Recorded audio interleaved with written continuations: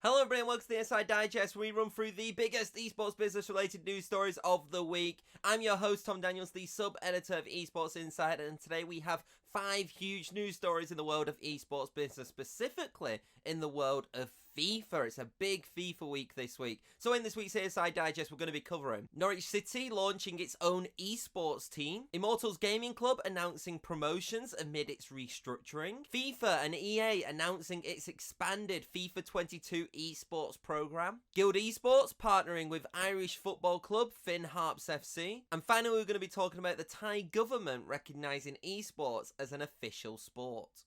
So, let's get into it. Our first story of the ESI Digest sees us talk about Premier League football club Norwich City and their announcement that they have launched their own esports team called 1J Esports. Now, the football club did go into details to why they chose 1J Esports as opposed to Norwich City Esports, and it's been designed to create a brand new identity for its esports teams, but whilst also paying a little bit of homage to the football club's heritage due to 1J being part of the location and postcode of Norwich City. Now, in 1J Esports' mission statement, they did state that they initially will be going into FIFA just in terms of the expanded FIFA 22 program, which we're going to be talking about a little bit later, and also that they plan to go into other titles in the near future once they've established themselves further. Alongside its competitive initiatives, 1J Esports has also claimed that it hopes to provide regular free-to-enter tournaments for its community, and this is expected to even accumulate in the creation of an esports academy. This is a very exciting move for Norwich City. We're seeing another Premier League club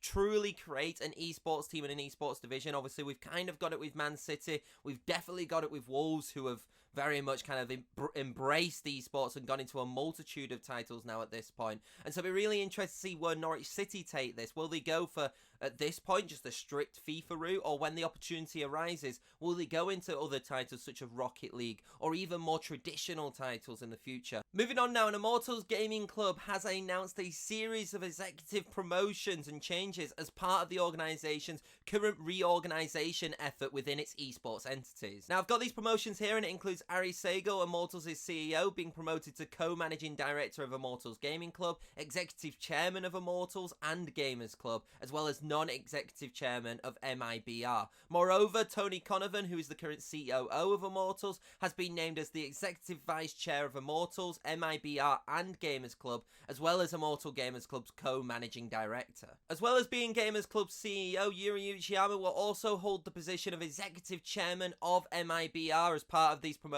and the last one is Jordan Sherman, who is IGC's president and chief commercial officer, has become the CEO of Immortals. Now, according to release, this restructuring has been designed to enhance IGC's growth and operating efficiency across its core businesses, and this includes Immortals, MIBR, Gamers Club and LA Valiant. In addition to the promotions, IGC has also appointed Roberta Corello as MIBR's CEO. Corello was previously the CFO and head of business development for music festival Rock in Rio, as well as the CEO of Game XP, which is a gaming and esports festival in Brazil. Overall, this is a massive corporate restructuring for IGC, and it'd be very interesting to see how it plays out. Not only have they kind of intertwined it a little bit by having more overarching people involved, but they've also created like specific roles just for the specific core businesses, which should enhance each business, you know, twofold really, by having someone dedicated purely to that sector and to that company within IGC. I think that that can only benefit them. Only time will tell though to see kind of how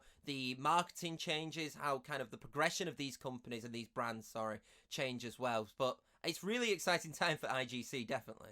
Our third story of the ESI Digest sees us head back to the world of FIFA, and EA has announced its FIFA 22 esports competitive program. Now, according to the announcement, the new program will feature both 1v1 and 2v2 competitions, which will allow players to represent themselves, esports organisations and real-world football clubs and their nation in a diverse set of FIFA esports events. Now, FIFA 22's esports calendar will centre around 3 esports programs, which is the FIFA E-Club Series 2022, the FIFA E-Nation Series 2022, and the EA FIFA 22 Global Series, which will lead to the FIFA E-World Cup 2022. Qualification for the FIFA 2022 Global Series will commence on November 27th, and it will use a traditional 1v1 competitive format, which will be showcased through tournaments across 10 global regions. The FIFA E-Club Series 2022 will also start in November with the FIFA E-Club Online qualifiers, but it will also include a new FUT Team of the Year and Team of the Season Cup. Finally, the 2v2 format will be utilising the FIFA E-Nations Series 2022. All nations will begin their journey at the FIFA E-Nations online qualifiers, with top national teams advancing to the FIFA Nations playoffs. Now, we've seen FIFA trying to utilise a lot of competitive formats in the past to try and really boost its esports ecosystem and really push against other traditional titles. I do think that having 3 different esports series accumulating with 3 major events is a really smart decision by FIFA, as it gets to highlight the member nations, the esports teams, and also the traditional football clubs as well. So I do think having those 3 separated is really smart, and it really does highlight, I think, the diverse range that you can have in FIFA esports. We're seeing more and more traditional sports clubs, like we just said with Norwich, coming into FIFA esports a lot more seriously than just being in the Premier League, but actually creating their own esports divisions around that. So this is actually a really huge and momentous year for FIFA, and it'll be very interesting to see how this ecosystem is reacted by fans, by competitors, and by sponsors as well. Our penultimate story of the ESI Digest is Guild Esports announced a partnership with Irish football club Finn Harps FC. Now, according to the release, the partnership between the two entities will be based on raising awareness of the esports organisation's brand in Ireland. Moreover, the collaboration will look to encourage Irish FIFA players to join Guild's academy system. Now, for those who are unaware, Finn Harps FC is known within the FIFA community as having one of the lowest rated football teams within the football games franchise. The side currently competes in the SSE Altruistic League Premier Division, which is Republic of Ireland's top football league. Guild Esports' branding will appear on Finn Harps FC's first and second replica kits, and also in FIFA 22. Moreover, both entities will launch a series of fan-led initiatives featuring the football club's players and staff alongside Guild's athletes. There's not much more to say about this partnership, but I do think that this tongue-in-cheek initiative in this partnership is actually a really smart commercial move from both sides. Finn Harps FC will gain more recognition by having an esports organisation like Guild Esports, which is owned by David Beckham, kind of on the shirts and kind of giving them recognition through these fan-led activations. Moreover, Guild Esports will also get more of a recognition from traditional Irish football fans, which could in turn also promote their brand as well. Overall, I do think that this is just going to promote both people's brands, both entities' brands, sorry. And I do think that this is actually a really smart commercial decision. Last but not least in the ESI Digest, the Thai Esports Federation has announced that esports will be a recognised professional sport in Thailand. In September, the Thai Esports Federation shared a notice from the Royal Gazette, which is a public journal of record that publishes law and regulatory notifications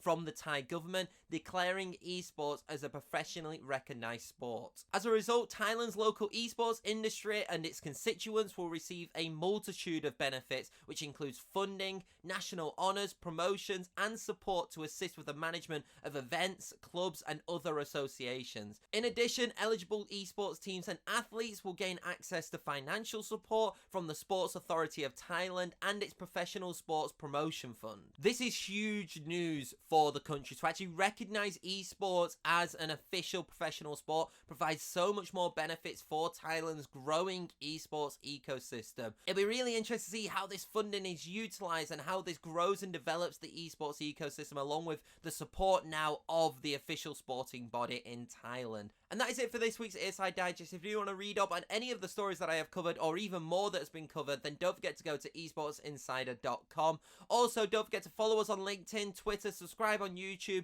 and follow us on whatever you're listening to me on as well, or watching me on as well. But until then, I'll see you next week.